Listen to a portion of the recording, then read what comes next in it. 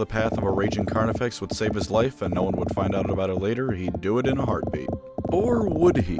Funny thing about that unreliable narrator business is that when he says he was just acting to save his own skin, there's decent odds that he's full of shit. While his initial attempted desertion was certainly motivated by nothing more than a desire to not be eaten alive, everything after that is a lot more debatable. If you take his word for it, he's never done anything not motivated by selfishness. And yet as you read the books, you will find that there are many times where it seems like he acted more because of altruism and heroism. That while his public image of being a witty, selfless hero is at least partially built up intentionally by himself, it's also partially true to who he actually is. Imposter syndrome, aside from being something I can no longer hear without associating it with Among Us, is something that's damn near synonymous with Kane. It's a good time to note that his memoirs are written many decades after the events actually happened. Both due to who he is and because of the fact that his reputation was ultimately founded on bullshit, it's pretty likely that a good portion of the time Kane says he acted on selfishness is really just him not giving himself enough credit. Amberly Vale, his inquisitor friend with many benefits, even says as much herself in the annotation she writes in his memoirs. For instance, many times in the series, Kane will be fighting alongside the Guard or the Planetary Defense Force, and will comment on how they seem to be fighting especially hard compared to what he would expect, or how their morale was a lot higher than you'd think it'd be in a particular situation.